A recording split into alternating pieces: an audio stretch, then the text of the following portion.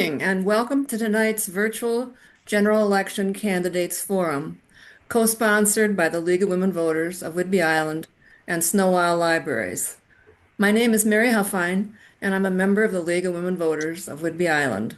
I'll be this evening's moderator. My fellow League panelist is Joanna Rooms, timekeeper. Kara Pulliam is our Zoom platform manager, and Karen Bolstad provides additional technical support. The League of Women Voters is a nonpartisan political organization that encourages voters to be informed and active participants in government. Snow Isle Library's mission includes providing equitable community access to knowledge and resources. Our partnership enables us to pool our resources to provide neutral and unbiased information to the public. Check out our respective websites for further information. Before we begin, I'd like to share some information regarding our forum scheduling process. As soon as the primary election is confirmed, the League of Women Voters Forum Committee goes to work inviting candidates and selecting forum dates. Multiple efforts are made to contact candidates and secure schedules that will allow participation of all candidates. Despite this effort, sometimes we're unable to engage full participation from all candidates. In accordance with League guidelines for fair and equitable forums, when this happens, we invite candidates to submit a written statement that can be read by a League member and appear on our website. I'm disappointed to announce that such is the case for the candidates for Coupeville Port Commissioner this evening, so they will not be here. These individuals take on important responsibilities to ensure the effective operation of our port, and we're grateful to them for stepping up to take on these roles. Please refer to your voter pamphlets and our website for more information. And before moving on, I also want to note that due to a scheduling conflict, the Coupeville School Board Candidates Forum will be held tomorrow, Friday, October 17th at 6 p.m. The Zoom link is at lwvwhidbey.org. I'd like to welcome the panel of candidates participating in tonight's forum, which will have two segments. The first segment will be Coupeville Council member candidates, and the second will be candidates for Public Hospital District Commissioner. We appreciate candidates' willingness to participate in this important voter information event. All candidates received copies of our League's forum policy and ground rules, as well as recording release advisories. These documents outline forum structure, expectations for civil discourse, and our commitment to treat all participants with fairness and respect. Since this is a forum and not a debate, candidates are asked to focus on their own ideas and proposed policies. This forum is being recorded by the League. A link for viewing it will be posted on our website. No other recording is permitted. Any use of the recording requires approval by the League of Women Voters, Whidbey Island, and then with a caveat that it must be broadcast in its entirety. Candidates are not allowed to edit or use the footage for campaign purposes. The format for this evening will be standard Q&A. The questions have been selected in advance by our forum committee, and none of the questions has been disclosed to candidates prior to this forum. The moderator will pose all questions.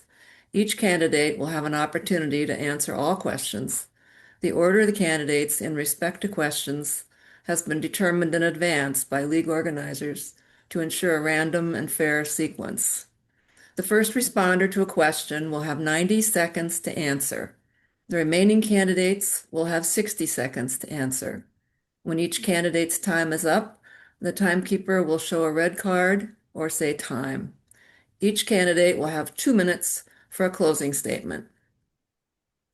Let's begin with the candidates for Coupeville Council member. Evan Henrich, candidate for position 4, and Crystal Allred and Brandon Roos, candidates for position 5. So do we have Crystal Allred? Apparently not. Okay. Well, let's go to the first question.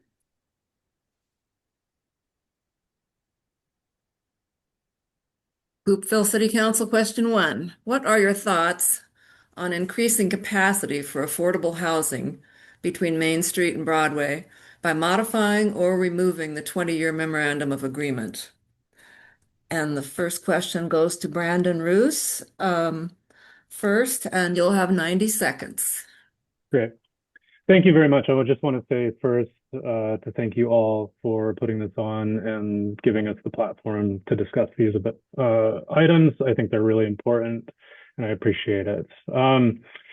My thoughts on affordable housing are that every community needs affordable housing to survive and to continue to be economically viable, to increase sustainability. I think that's important. I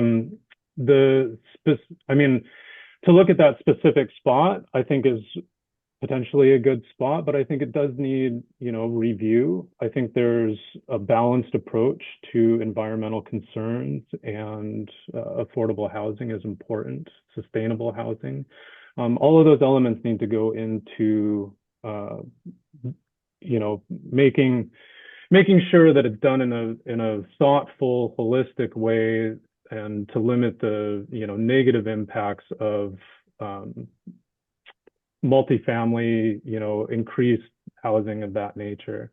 It's always a delicate balance. Having done a lot of affordable housing development in my career, I see the impacts that it has. More often positive, sometimes it takes a little bit, but it is, to get people into homes and to be in their community where they often work, I think is very important. Thank you. Thank you. Evan Henrich, same question, and you have 60 seconds. Thank you. And again, thank you for holding this forum. I really appreciate it. So as a planning commissioner here in Coupeville for the past about year and a half, I got to hear a lot about this particular case. I think that, I've worked for this past year and a half trying to support affordable housing, specifically what I would call workforce housing. So this is housing for folks who are making even between like 80% and 150% of the median income, because those are our nurses, our school teachers.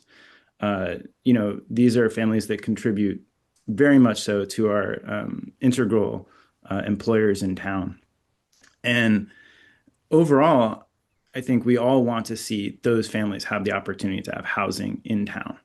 One of the challenges in particular with this one is there's a longstanding agreement between the town and there. And so it was a really challenging thing to work with. And I'm not sure that we've figured out a good solution yet, but I do hope we can find one in the future. Fine. Thank you. Question 2.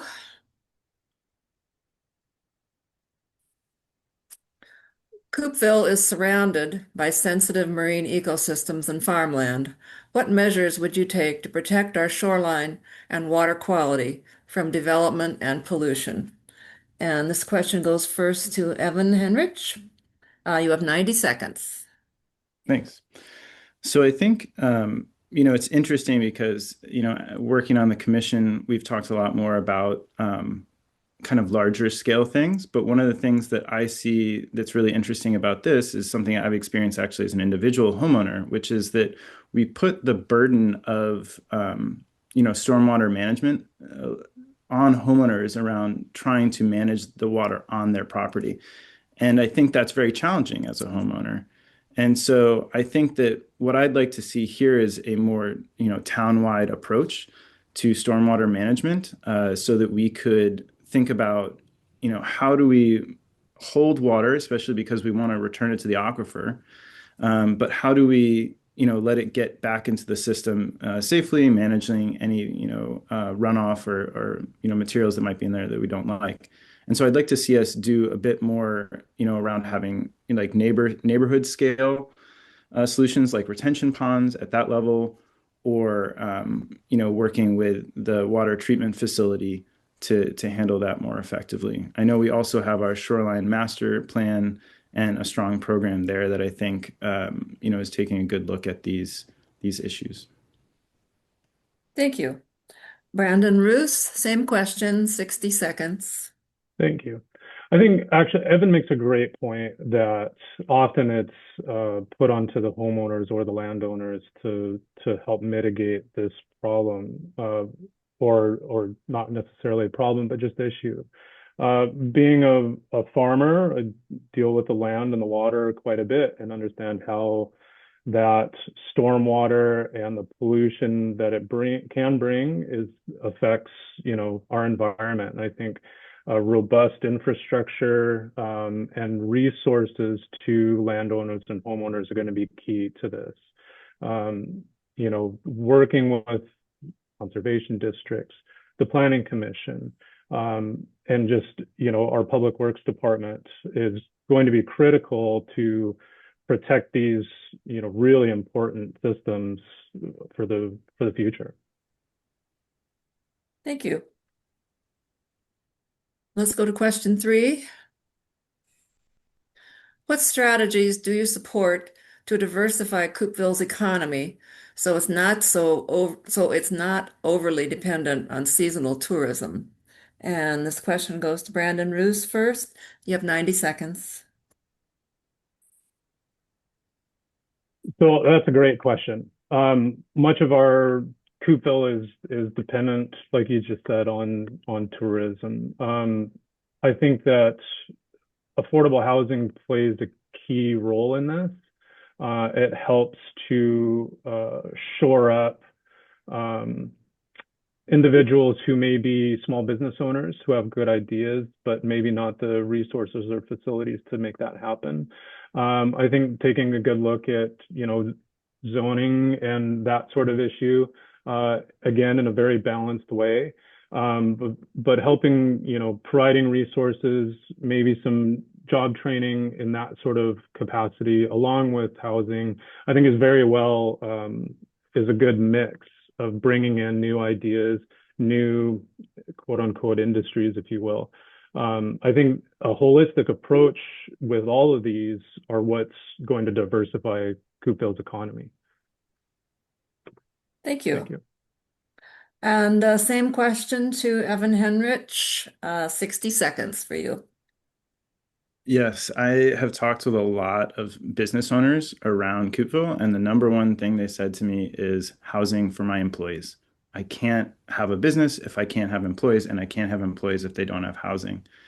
And I think what's interesting is there's this conception of like, well, folks could just live in Oak Harbor. But I think for businesses that I've talked to, like physical therapists or folks who are starting their own cafe, they're like, I don't want to start a cafe in Coupeville and then go live in Oak Harbor. And so it's these types of employees and employee owners who are making the decision to move away from Coupeville because they can't find housing here, and they take, their business or they essentially to a different town. It's not just, that we're losing out because there's not enough housing in Oak Harbor. So I think that it really comes back to how do we support the workforce, and also how do we use town property? The town has a number of properties that it owns right in downtown that are not used. These could be used for businesses that the town would like to see. We could support mixed use there. Thank you. Question 4.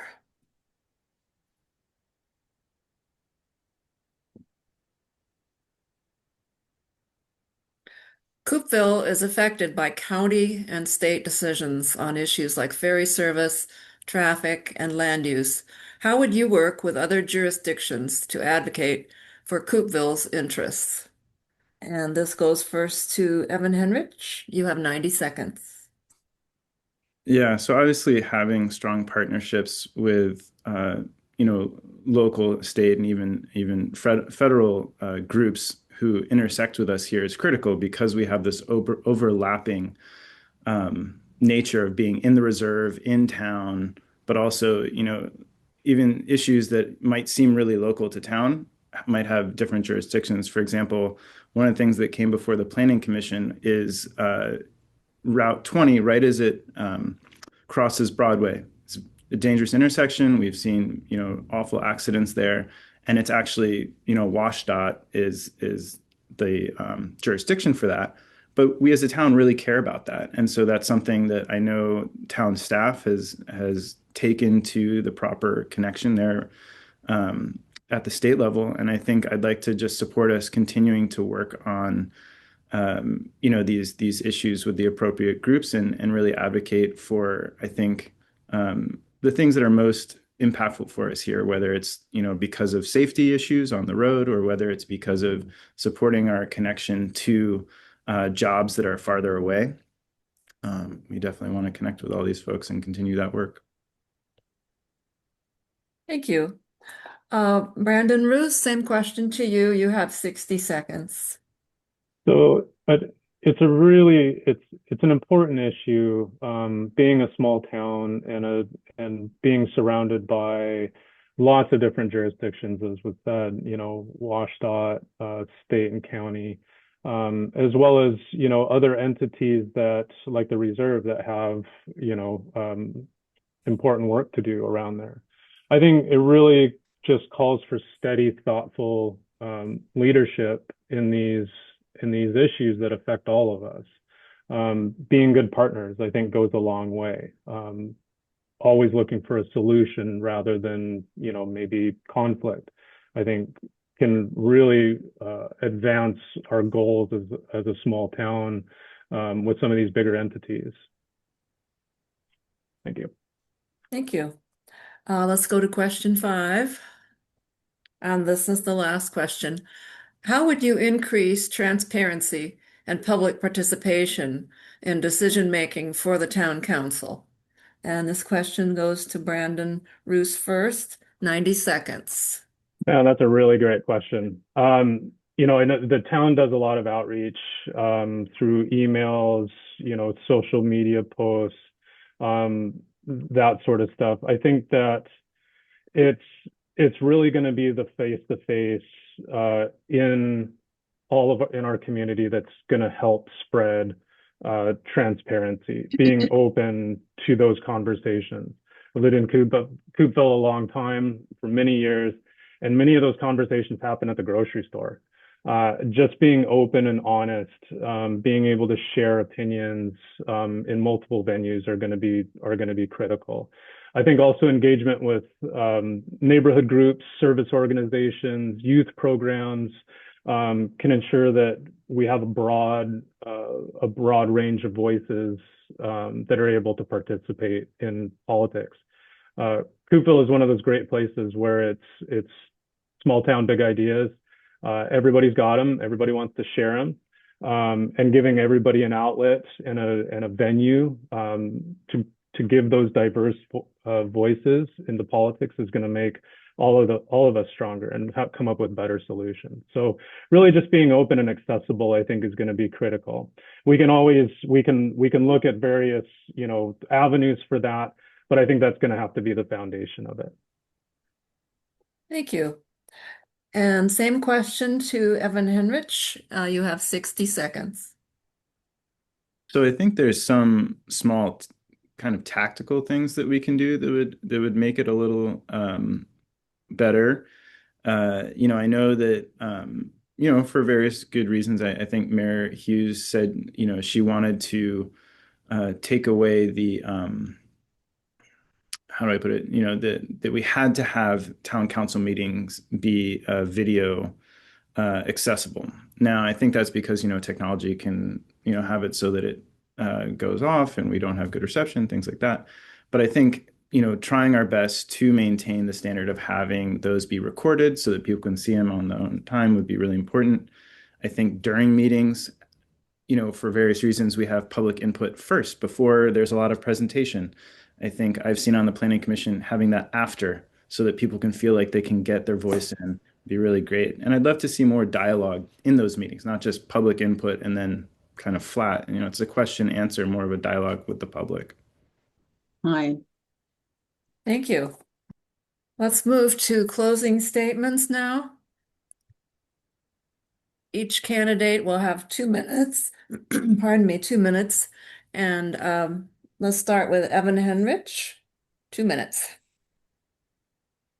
So first, just thank you again to the League of Women Voters for hosting this. I think it's invaluable to have this sort of, exactly we're talking about transparency and information and being able to, it's face-to-face-ish connection. And I think that's really wonderful. So I appreciate that.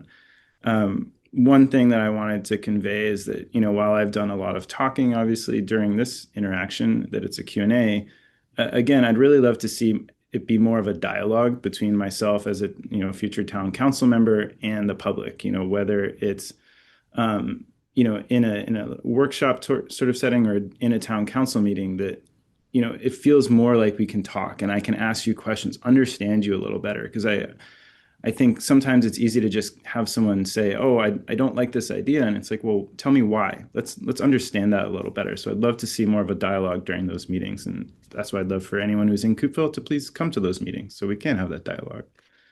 And then I think a key part of that is, I'm not listening just for the sake of hearing you. I want to get that information so it can help me make better decisions. I want you to understand that I'm open to, you know, learning and growing as a council member, understanding, things. I've only been here for, say, 3 years. Obviously, a lot of folks have been here for a long time, and I want to know about that experience and what you've learned and what you've tried and what you'd like to see happen. So, it's something I'd like you to take away is, that I'm very open to learning and growing with this community.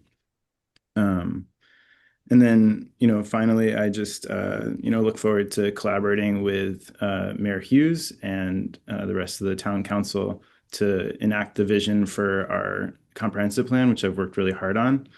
And I think, it's going to be really exciting to do that over the next 4 years. So thank you. Thank you. And Brandon Roos, your 2-minute closing statement. Great. Again, I want to thank you all for providing this forum. I think it's this kind of dialogue, the listening is, and opinions are really important for civic engagement, especially in these days. I think it's really important to be able to listen to our neighbors.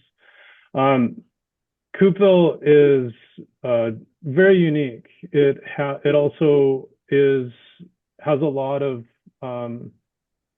issues that need to be addressed. I think the town has done a really good job of outlining that through the comp plan and the CAS. I think those issues are really important and need to be addressed. I think as they've been planned, the implementation is going to be key here. A balanced voice, listening to diverse voices that have diverse backgrounds is going to be really key to figuring out all the solutions around this. Infrastructure, environmentalism, housing, all of these are really big issues that need to be addressed. And we're going to need to have many voices come in and listen to them, listen to their experiences, and listen to their solutions. Coupeville has a really rich history of people building vibrant communities, and we have the opportunity to keep moving forward with that. Our diversity is what makes us strong. I think that supporting local businesses, encouraging balanced growth, creates a community that makes Coupeville really special. I'm looking forward to hearing those voices and implementing many of these solutions that we need to get after. So thank you very much. I appreciate your time. Thank you.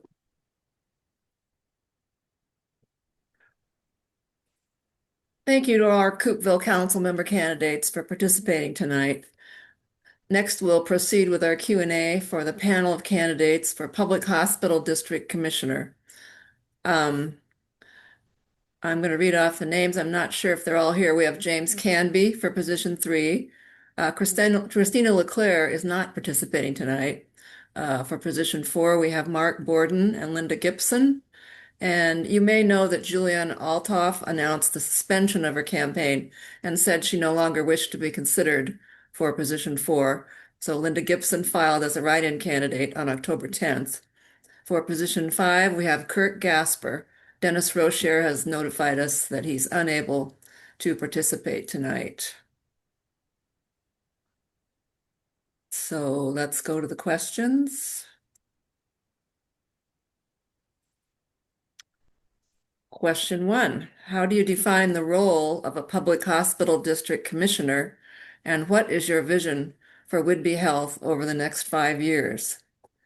And the first question goes to James Canby. You'll have 90 seconds. Uh, my role as a public hospital district commissioner means promoting the teamwork within the board. The board, although it has fiduciary responsibility, is only effective when it's unanimous in its voting and its agreement on direction and vision.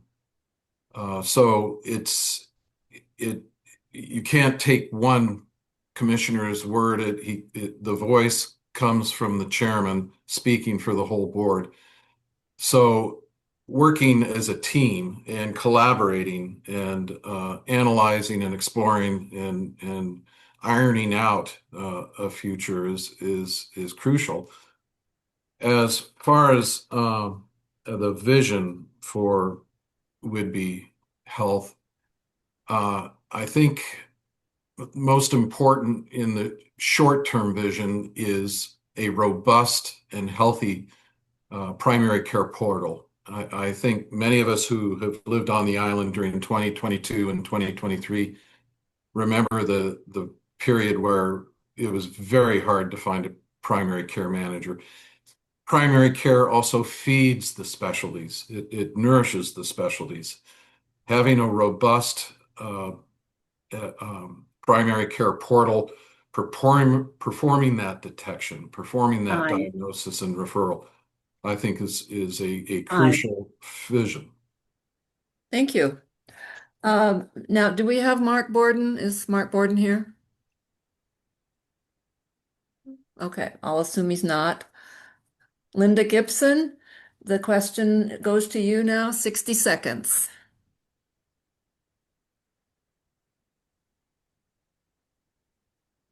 Are you there, Linda? You're muted. I'm sorry. The role of the board is somewhat confusing to many of our constituents. And one of the things that has to happen is that the role of the board is really to not to manage, but to govern, that it sets the strategic direction for the organization. It holds the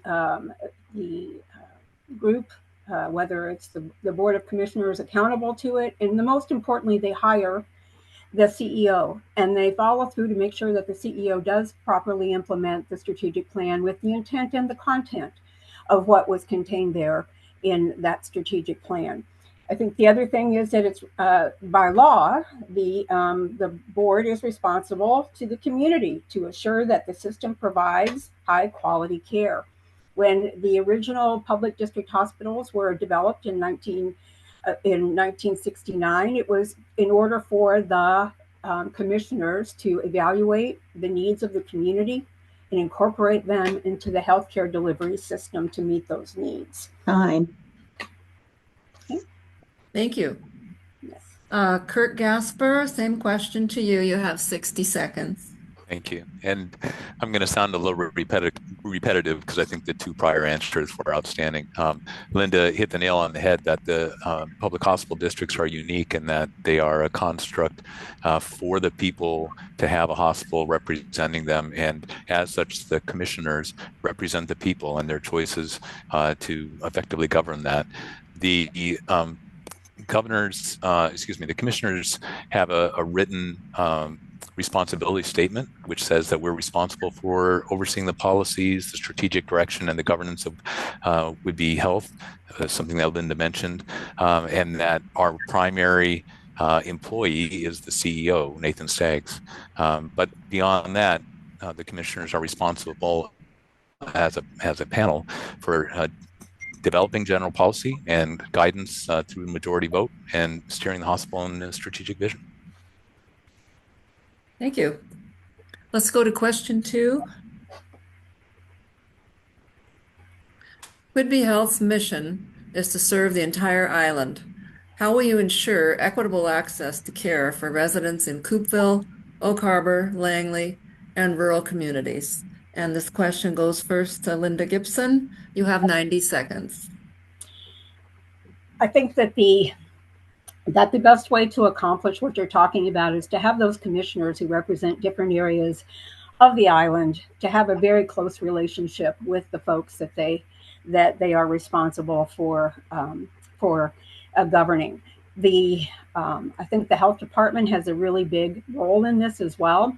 For example, when you talk about the rural communities and poverty that some people don't realize exists here, to go up to Oak Harbor and find the quarry and find kids to give shots to is a different priority for the commissioners and for planning that than for the folks that we have that have the means to accommodate their own healthcare needs and to go where they need to go to get those needs met. I think the differences between Coupeville, Oak Harbor, and Langley are fairly significant in terms of the culture of the areas, but I think that the mission for the Board of Commissioners is to connect with them often enough, frequently enough, and being responsive to find out what they're worried about, what they're thinking about, what they want to see happen. And more than anything, I think that what we have to do. Thank you. No, you're welcome. Same question to Kirk Gasper. 60 seconds. Thank you. So in addition to what Linda was talking about as far as hearing the voices of the people that you represent on the island, I think the actual infrastructure is critical for maintaining adequate access to care. And by infrastructure, I mean not only emergency services, but also primary care services. So, right now you've got clinics, a large one in Oak Harbor, you've got the acute care center in Coupeville, you've got Freeland's clinic. So trying to make sure that there is adequate primary care staffing at those clinics to keep the wait times approximately equal. If not, then trying to shift staff so that no one section of the island has less adequate care. And then as far as EMS services, continue to watch for response times, making sure that staffing is adequate to reach all the areas of the hospital with an equal and ideally medically adequate time response. Thank you. James Canby, same question to you. 60 seconds. You're still muted.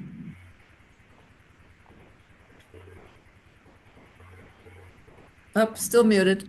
There you go. Nope. There you go. My response is going to be somewhat boring. It's that primary care portal, ensuring the primary care portal is robust.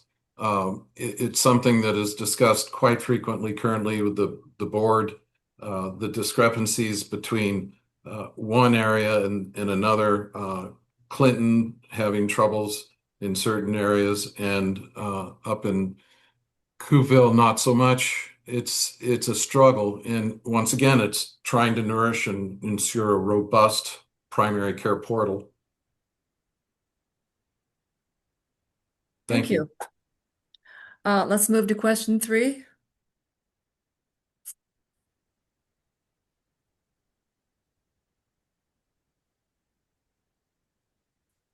Whitby Health has faced financial challenges in recent years.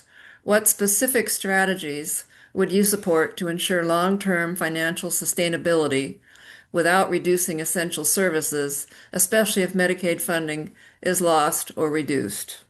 And that question goes first to Kirk Gasper. You'll have 90 seconds.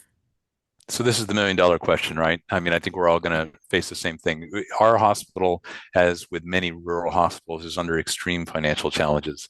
The current budget is the profit margin is less than 1% on the year budget, and our in the most recent month, our cash on hand was just over 1 day's worth of payroll.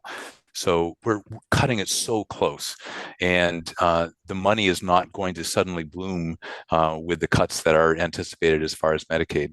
Some of the discussions that have gone on at the board recently is there a way to improve TRICARE funding? TRICARE represents 30% of Whitby Health's income, and that pays worse than Medicaid. And so if we can continue to push with our representatives to try to focus on that income stream, that would be helpful.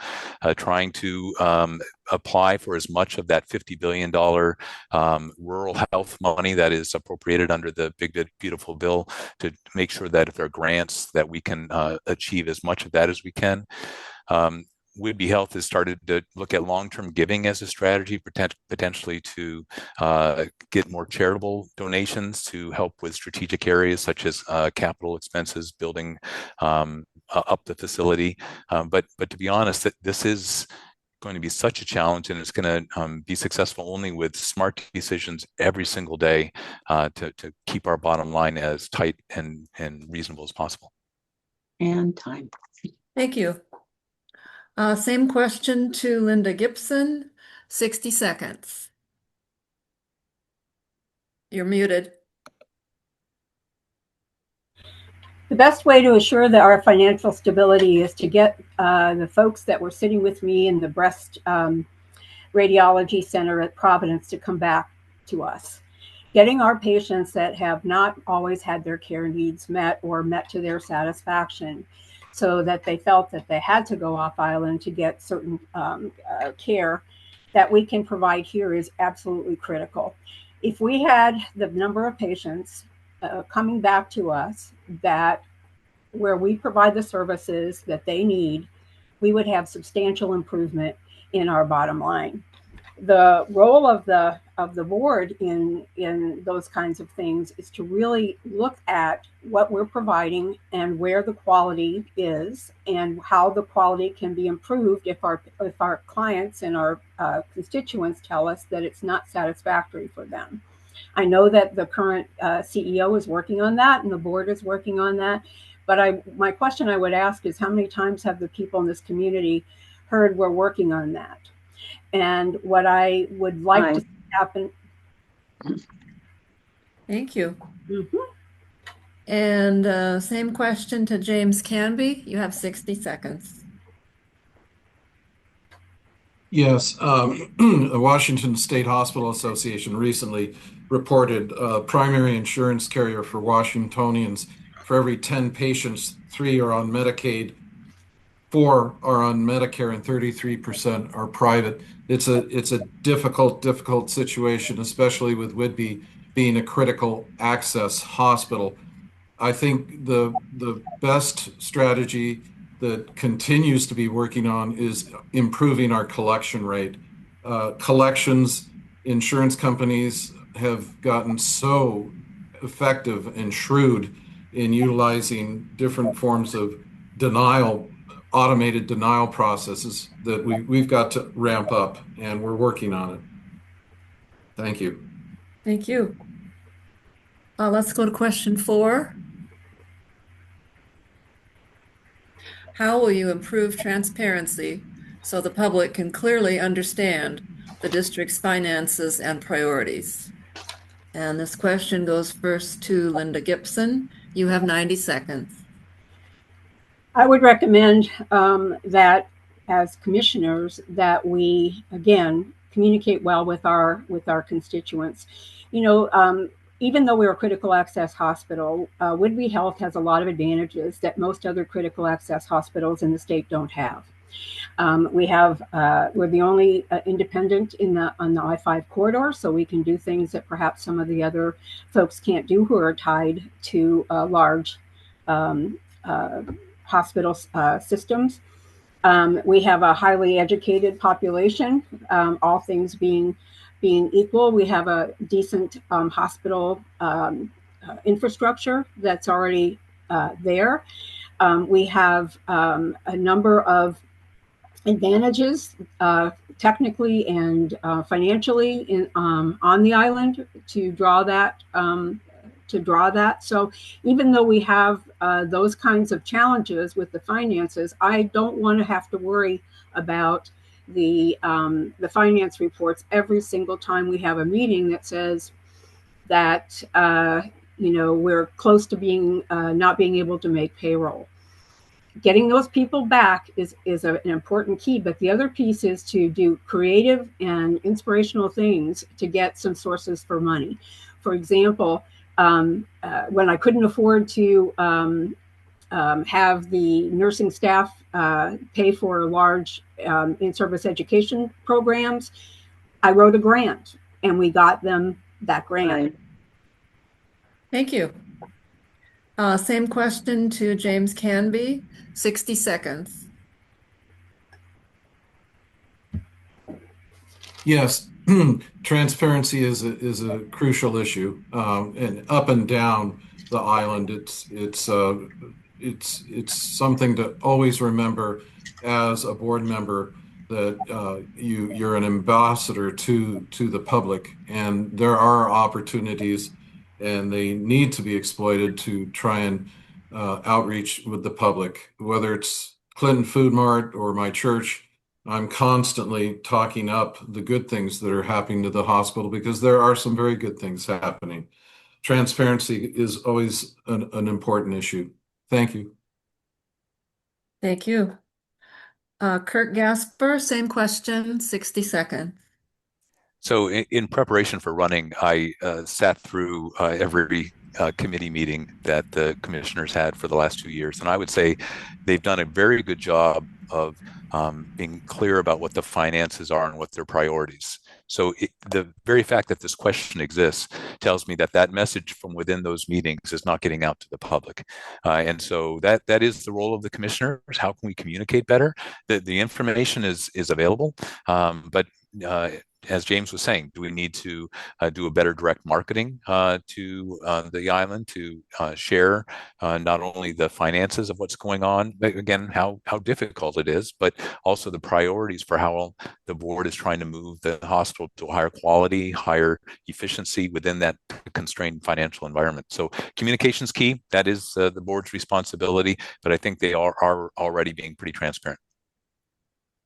Thank you. Let's move to question 5.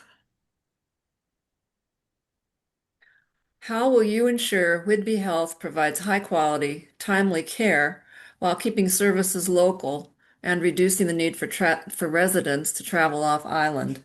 The question goes to James Canby, 90 seconds.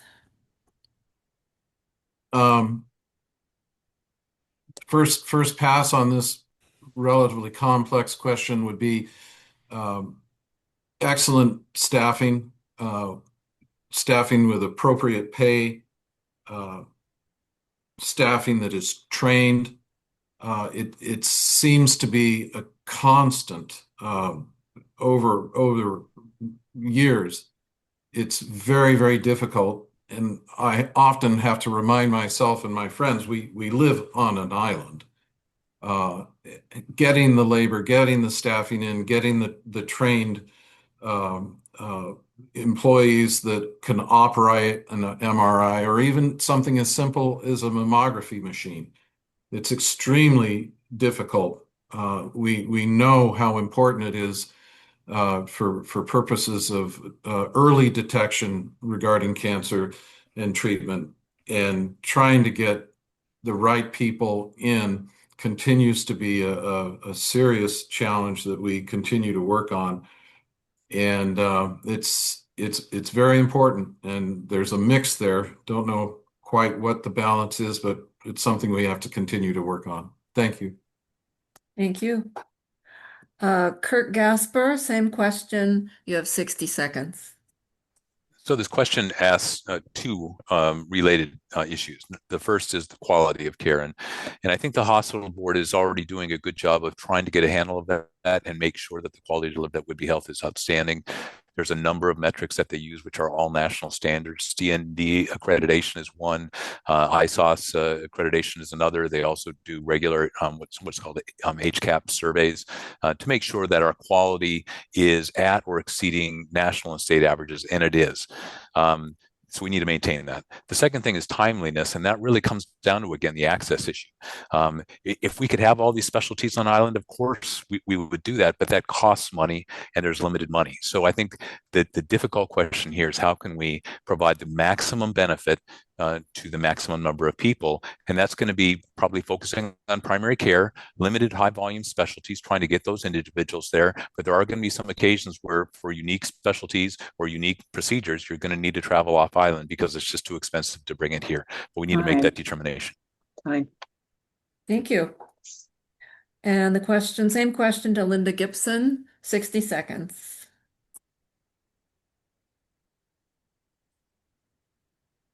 You're muted.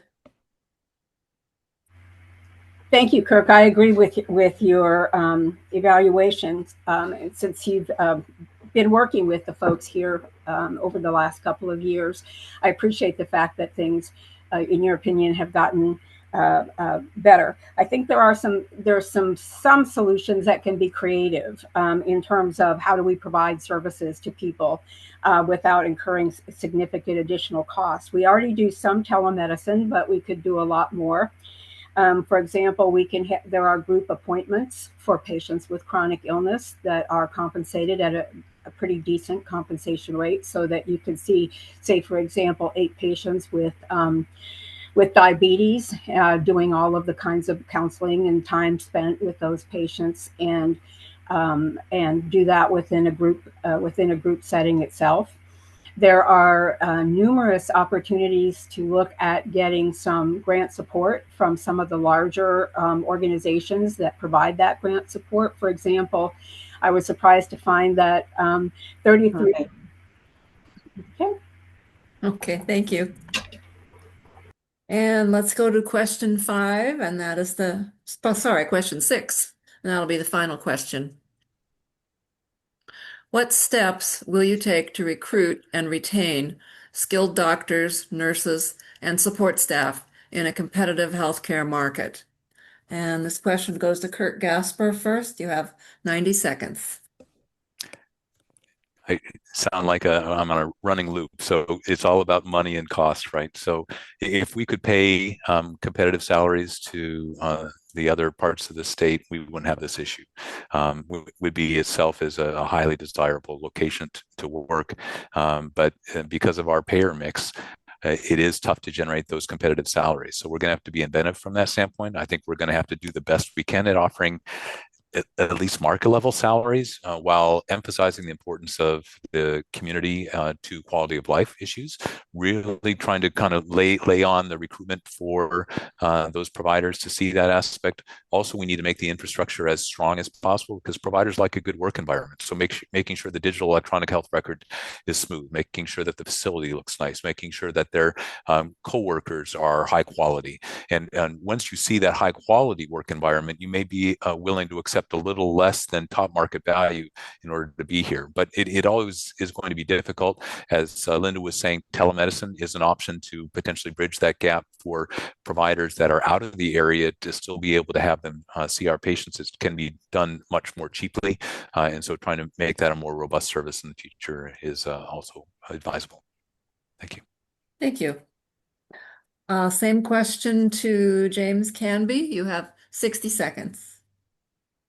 Yes, this is pretty much mimicking a lot of what I said in question 5, and I agree with Dr. Gasper. The other issue related to this is retaining skilled doctors. Doctors are coming out of medical schools now with advanced technological training, which requires that we are attractive to them. The same with nurses, the same with support personnel such as ultrasound and CAT scan and MRI. And we have to be able to have the infrastructure that attracts them and lures them in, and make them happy on Whidbey Island and keep them here. But that's the challenge, recruiting and retention. Not much new under the sun. Thank you. Thank you. And same question to Linda Gibson. You have 60 seconds. I agree with again with my folks that are seeing the world from their perspective, And I think that one of the things that we have to look at is the environment in which people are working. And I don't mean the physical environment with having the right equipment and that sort of thing. I mean the kind of culture that exists within the office setting, for example, for primary care. When I was practicing as a nurse practitioner, I would give my eye teeth for an MA that really knew what they were doing and could expedite the care that I was providing to people so that they felt as if they were getting the care that they needed, but without so many interruptions and without so many difficulties in getting the patient managed through the system.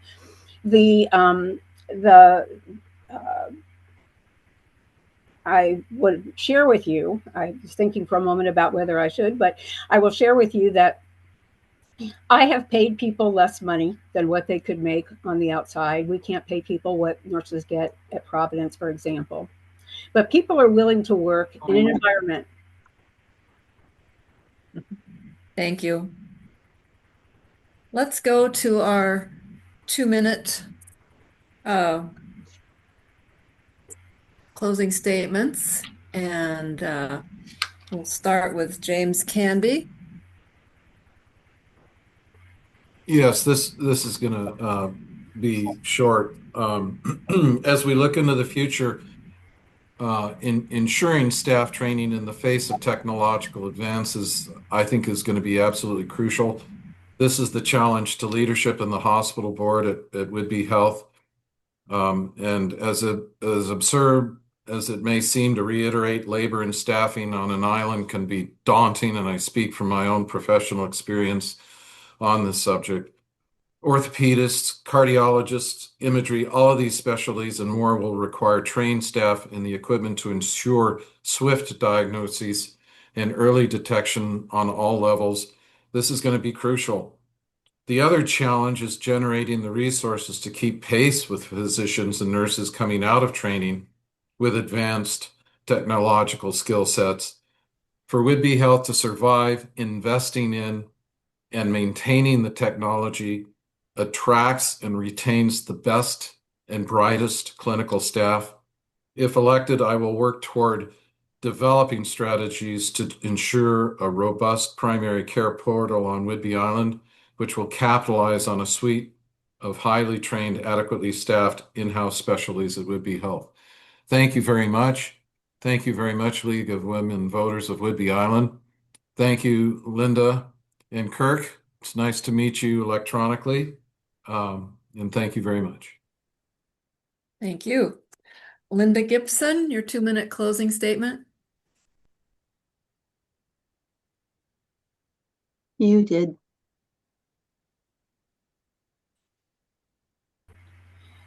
Thank you. I think I have it after all this time. I'm here tonight asking for your vote because so many people I respect asked me to, and suddenly a grassroots campaign began. I'm grateful for the confidence that they've shown to me and their support, and I hope I'll be able to earn yours and the community's support once again. I was with Whidbey Health for 10 years, and I hope that we can operationalize some of the plans of the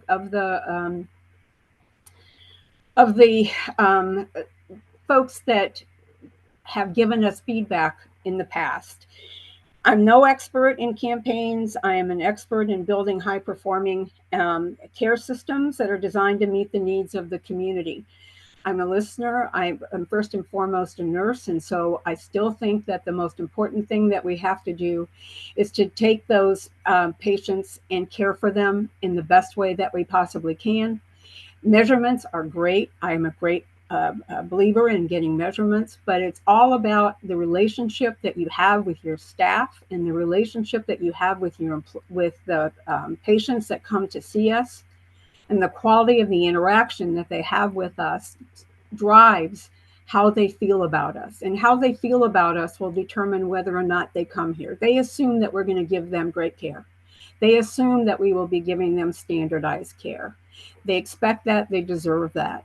But what they also deserve is to be treated in a way that makes them feel valued, that makes them feel welcome, that helps them to recover from whatever it is that they're seeing their physician for by getting the questions answered that they have.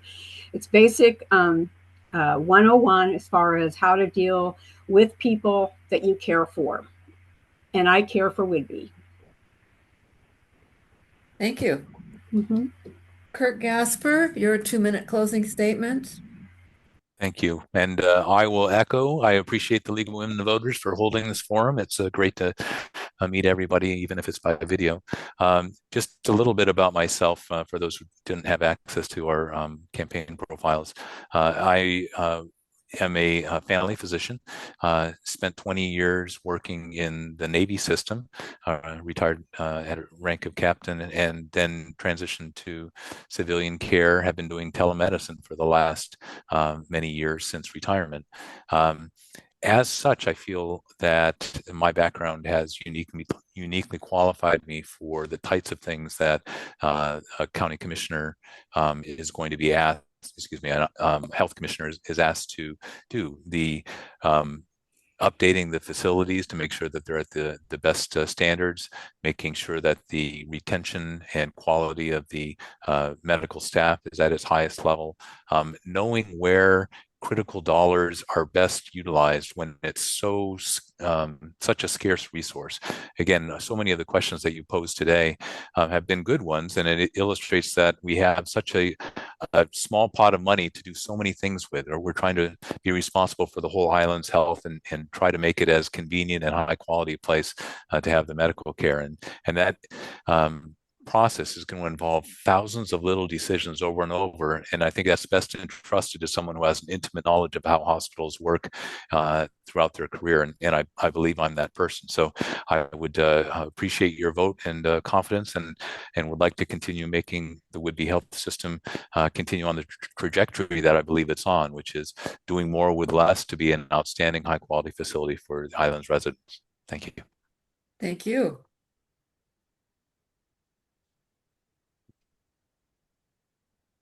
Thank you to our public hospital district commissioner candidates. We appreciate your being here. That concludes our questions for this evening. Thank you again to all our candidates for participating and to our audience for attending. I also want to recognize Carla Grau-Egerton, Forum Committee Chair, and my fellow Forum Committee members for their hard work. An additional thank you to our timekeeper, Joanna Rooms, and also Carol Pulliam and Karen Balstead for making our virtual forums a success. Remember, if you've moved recently or haven't yet registered to vote, you can do so online or by mail until October 27th. You can also register in person at Island County Elections Office until Election Day, November 4th. Thank you again, and have a good evening.